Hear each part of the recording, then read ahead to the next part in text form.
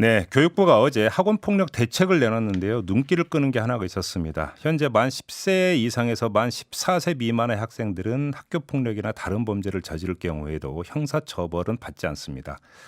형사상 미성년자, 촉법 소년으로 규정을 하고 있기 때문인데요. 교육부가 이 기준 연령을 만 14살에서 13살로 낮추겠다 이렇게 밝혔는데 이게 그 온당한 조치인가? 그리고 나아가서 과연 효과가 있겠는가 논란이 빚어지고 있는데요.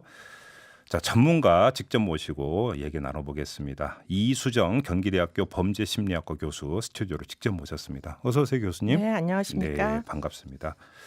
근데 교수님 뭐 워낙 유명하신 분이기 때문에 범죄 전문가라는 건 누구나 다 알고 있는데요. 학교 폭력에도 좀 평소 관심을 갖고 계셨어요? 네, 뭐 정확히 얘기하자면 소년 범죄 쪽인데요. 네. 2002년도부터 경찰청에 그 소년 범죄자 전문가 참여제라는 걸 시작을 했습니다. 네, 네. 당시에는 수사 종결권이 경찰에 없기는 했지만 소년 범죄는 그렇게 이제 중대 죄질을 가진 사람들이 많지 않기 때문에 예. 영미권 국가에서도 일종의 전환 정책을 많이 시행을 하거든요. 전환 정책이 뭐예요? 전환 정책이 이제 경미한 범죄를 저지른 소년들을 경찰에서 수사만 해가지고 법원으로 즉심 형태로 넘겨서 빨리 이제 처분을 하는 겁니다. 왜냐하면 이제 검찰까지 거쳐서 법원까지 가면 시간이 일단 3개월 정도 소요되니까 그렇죠. 아직은 미성년자들이고 뭐 여러 가지 환경적인 결핍이나 이런 데 이제 놓여 있어서 비행은 반복될 수밖에 없는데 네. 조기에 개입하는 게 그래서 꼭 필요해 가지고 그와 예. 같은 이제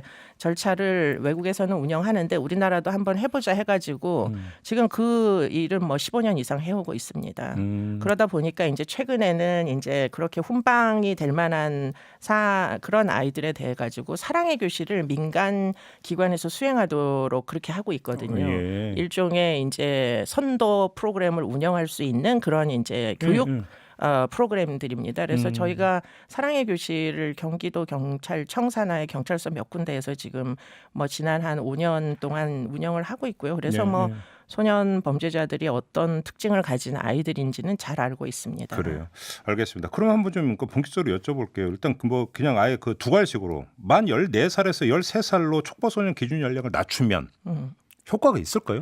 그러니까 제일 큰 문제는 이제 그 효과가 있을 거냐도 중요하죠. 네. 그런데 이제 연령을 보면 이제 1년에 그 소년 범죄가 보통 한 6천에서 7천 건 정도 발생을 하는데 예. 그것은 10년 전보다는 현저히 줄어든 숫자입니다. 아, 줄어들었어요? 당연하죠. 출산을 잘 안 하니까 아하, 청소년의 아하. 숫자도 절대 수치가 줄어들기 때문에 지금 예. 소년 범죄는 감소 추세로 돌아선 지는 뭐 한 10년 정도 됐다고 보셔야 되고요. 예. 그런데 이제 그 중에서 결국에는 이제 14살 짜리까지 그때부터가 이제 형사처벌인데 그걸 한 살 낮추면은 형사처벌을 받는 13살짜리가 이제 몇 명이냐가 영향을 준다는 얘기잖아요. 네. 근데 그 숫자가 얼마나 되겠습니까? 얼마 안 됩니다. 어.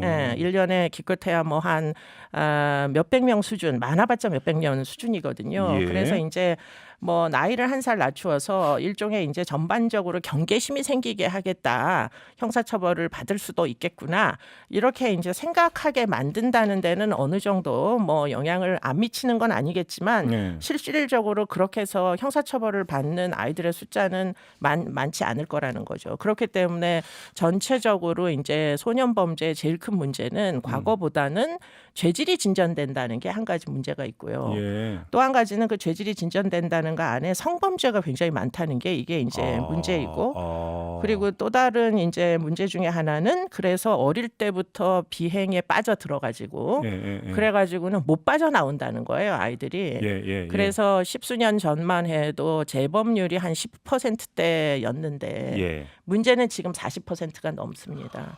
그렇게 올라갔어요? 그렇습니다. 예. 그러니까 한번 비행에 발을 들여놓으면 아이들이 빠져나가기가 굉장히 어려운데 아이들을 직접 이제 저는 면담을 하다 보니까 제일 큰 문제는 아이들이 악성이고 아주 이제 품성이 나빠서라기보다 그 아이들이 처한 환경이 부모님이 보호 환경을 제대로 제공을 못하고 학교에서는 이제 아이들이 이제 비행을 저지르면 학교를 정시에 이제 등교하기가 어려워지잖아요. 그런데 집에는 아침에 깨워서 학교 보낼 어머니가 안 계시고 이러면은 이제 학교를 제때 못 나갑니다. 네. 그래서 학업 중단 상태에 이르러서 제가 만났던 많은 학생들은 학업 중단 상태로 만나는 경우가 꽤 많이 있었어요. 학교를 안 나간 지 일주일 됐다, 뭐 한 달 됐다. 교수님이 지금 이런 지적을 관통하고 있는 가장 근본적인 건 형사처벌이 능사가 아니다. 그렇죠. 그잖아요. 네. 그게 이제 핵심이고요. 네. 그런데 이제 이 지금 한 살을 낮추는 것이 어떤 종류의 문제를 유발시키느냐면 그 아이들의 학력을 보면은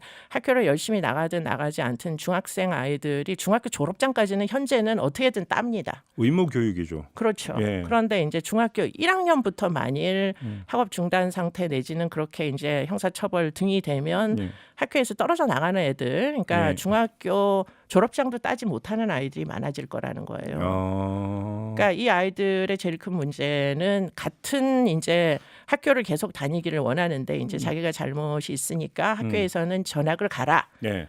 그것까지는 불가피하다고 전 생각을 합니다. 예, 그런데 예. 이제 전학을 가는 과정 중에 금방 스무드하게 다른 학교로 들어갈 수 있으면 좋은데 문제는 그 사이에 이제 처벌 같은 것들을 받게 되잖아요. 그러면은 본의 아니게 이제 뭐 사법 절차에 연루되어서 3개월, 4개월 결석 기간이 생기면서 결국에는 그 학년으로 뭐 진학하기는 일단은 어렵고 동생들하고 같은 학교를 다니게 됩니다. 아하. 근데 아이들이 제일 싫어하는 게 바로 그 지점이에요. 그렇죠. 예, 예. 그건 무슨 말씀이죠? 뭐 그래서 예. 결국에는 중학교 중퇴자가 양산될 가능성이 있다. 근데 듣는 분 중에서 아마 이렇게 생각하는 분들도 계실 것 같은데요. 네. 아니 14살하고 13살이 뭐가 그렇게 중요하냐. 한 살 차이가 이렇게 생각하는 분들도 계실 것 같단 말이에요. 이런 분들은 또 그렇죠. 어떻게 말씀해 주시겠어요? 그러니까 중학교 2학년과 중학교 1학년의 차이라고 보시면 됩니다. 예. 그러니까 중학교 2학년 정도까지 다닌 아이들 같은 경우에 만약에 어느 정도는 이제 뭐 재판이 진행되는 동안 분류심사원 등 이제 시설에 수용되는 경우에는 이제 일단 결석이 본의 아니게 발생을 하겠죠. 그런데 학교에서 네. 졸업이 뭐 얼마 안 남았으면은 그럼 어떻게든 졸업을 시키자 이런 분위기가 틀림없이 있는 거죠. 아까 예. 말씀하신 대로 의무 교육기관이다 보니까. 예. 그런데 만약에 그게 학교를 다닌 지 한 학기가 안 된 이제 뭐 중학교 1학년짜리 시작하는 시점이다. 그러면 아마 학교에서 그런 의지를 대부분 포기하실 가능성이 굉장히 높고요. 네. 그렇게 되면 아마도 소년범 중에 중학교 중퇴 학력을 가진 아이들의 숫자가 꽤 많이 늘어날 거다. 아, 이게 재작년인가요? 아마 청와대 청원까지 등장을 했고 사회적으로 이제 상당히 좀 논란이 됐던 게 뭐 소년법 폐지, 그다음에 지금 촉법소년 네. 기준 연령가 그 낮춰야 된다라는 주장이 있었고, 네. 근데 이때 이제 그 이게 사회적 논란이 됐고 이런 주장이 나왔던 배경에는 이 어린 학생들의 그러니까 그 하는 폭력이라고 하는 게 우리 상상 이상으로 상당히 잔혹해지고 죄질이 무거워지고 있다라는 문제의식이 깔려 있었던 거 아니었었나요? 그렇습니다.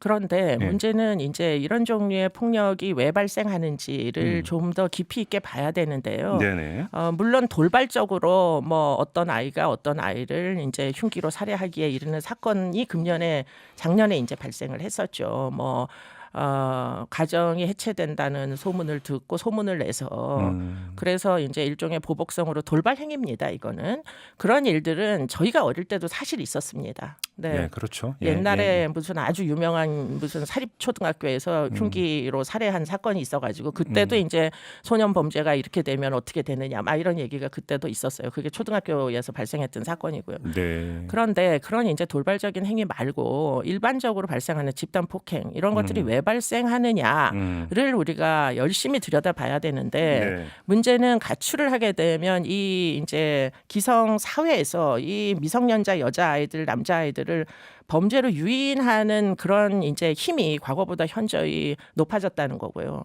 그런 것들이 과거에는 동네 불량배, 오프라인상에서 유인되는 그런 것밖에 없었지만 오늘날은 모든 나쁜 짓은 다 온라인으로 옮겨갔습니다. 그렇죠. 네. 예. 그렇기 때문에 온라인을 통해서 조건 만남, 뭐 미성년자 성매매, 그래서 가출 패밀리들이 성매매를 수단으로 생계를 이어나가는 이런 이제 일들은 전국에서 정말로 많이 발생하거든요. 그런데 문제는 처음에는 피해자부터 시작합니다. 성폭력 피해 등을 통해 가지고 결국은 유인이 되는데 네. 문제는 피해가 회복되기가 어렵단 말이에요. 그렇죠. 환경이 결핍돼 그렇죠. 있기 때문에. 그렇죠. 그러다 보니까 피해자가 가해자로 둔갑하는 일들이 발생을 하는데 그게 결국에는 지금 집단 폭행, 뭐 여자 아이들이 무릎을 꿇고 더 어린 아이를 폭행하고 있는 장면 많이 익숙하시죠. 그런데 문제는 그 배후에는 가출 패밀리와 랜덤 채팅 애플리케이션과 아이들의 성을 사고파는 그런 일들이 버젓이 벌겋게 일어나는데도 온라인을 제재할 수 없는 우리나라의 현실이 존재한다는 거고요. 좀 더 멀게는 그 아이들을 제대로 집에서 랜덤 채팅 애플리케이션으로 야밤에 집을 나가는 것도 관리하지 못하는 부모들 배후에는 아마도 아이들에게 관심이 없거나 이미 해체 가정이 많을 겁니다. 지금 교수님 말씀을 듣다 보니까 이제 교수님께서 이제 계속 이제 말씀해 주시는 문제의식의 핵심은 이거 같아요. 그러니까 이렇게 형사처벌로 가면 학교를 이탈하는 학생들이 늘어나게 되는데 그렇습니다. 결국은 학생들을 지키기 위해서는 어떻게든 학교라고는 울타리라도 그러니까 그 있어야 되는 것 아니냐. 네. 근데 이 울타리를 이렇게 되면 더 허물어 버린다. 지금 이런 문제의식이 이제 강하신 것 같아요. 말씀을 듣다 보니까. 근데 이제 그런 문제의식은 일본이나 독일도 비슷합니다. 왜냐하면 학제가 우리랑 비슷하거든요. 그러다 보니까 중학교를 이제 결핍되는 중학교 교육이 공백이 생기는 아이들을 막을 수, 그러니까 그런 애들을 양산할 수도 있다는 게 14살을 13살로 낮추는 그런 이제 그 의사결정의 부작용일 것이다라고 이제 걱정들을 하시는 거예요. 근데 또 어제 나온 것 중에 하나가 우범소년 송치제도라고 하는 게 있던데 이걸 적극 활용한다. 이건 무슨 얘기예요? 네, 이제 경찰로 입건된 그 청소년들, 그러니까 그게 뭐 학교 폭력이든 뭐든 그렇게 되면 이제 검찰을 거치지 않고 법원으로 보내는 겁니다. 아까 제가 이미 얘기를 드렸죠. 옛날에는 이제 시범적으로 훈방 대상 청소년 비행을 이제 경미하게 저지른 그런 친구들만 법원에 보냈는데 이제는 이제 수사 종결권이 생겼기 때문에 형사에 해당하는 범죄를 저지르는 학교 폭력은 사실은 폭행이나 상해 같은 게 발생해서 뭐 경우에 따라서는 좀 엄벌해야 되는 사안도 있는데 그렇게 되면 학교 폭력 가해 아이들을 이제 조금 더 빠른 속도로 처벌하기 위해서 법원으로 그냥 송치하는 그런 이제 어떻게 보면 즉심제도 이런 것들은 이미 영미법에서도 시행하고 있기 때문에 제가 볼 때는 큰 문제가 될 것이다라고는 보이지 않고요. 문제는 이제 그렇게 해서 법원으로 그러면 뭐 조금 더 많은 애들이 넘어가게 될 경우에 법원에서 그러면 적절한 조치를 가지고 있느냐. 제가 알기로 형사법원으로 넘어가게 되면 결국은 다 교도소로 가거나 아니면은 이제 집행유예가 돼서 풀려나거나 둘 중에 하나고요.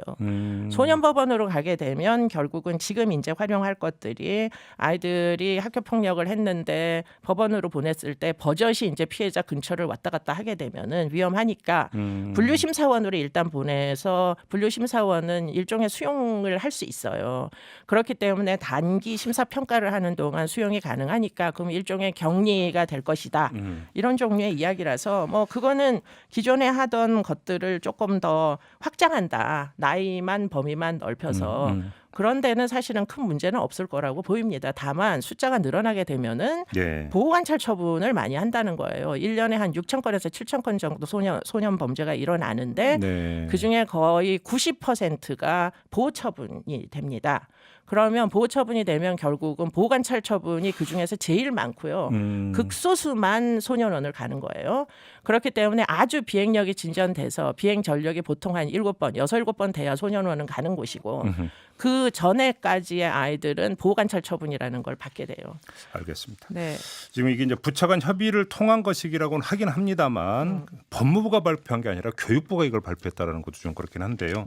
아무튼 지금 많은 문자가 들어오고 있는데 그 가운데 상당 부분 이런 게 있어요. 몇 가지만 좀 읽어드리겠는데 3097님은 상습적으로 나쁜 짓을 하거나 살인 등 강력범죄를 저지르는 학생만 제한적으로 강력하게 처벌하면 안 되나요? 라는 질문을 주셨고 8976님 가해 학생에게서 피해를 입고 인생 파탄하는 학생들을 왜 먼저 생각 안 하나요?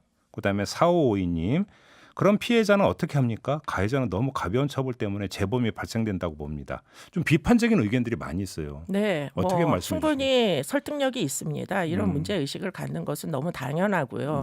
이제 사법 제도 자체가 피해자 중심으로 가야만 한다라고 주장을 하는 뭐 대표적인 연구자 중에 한 사람이 저희다 보니까 너무나 맞는 말씀드립니다.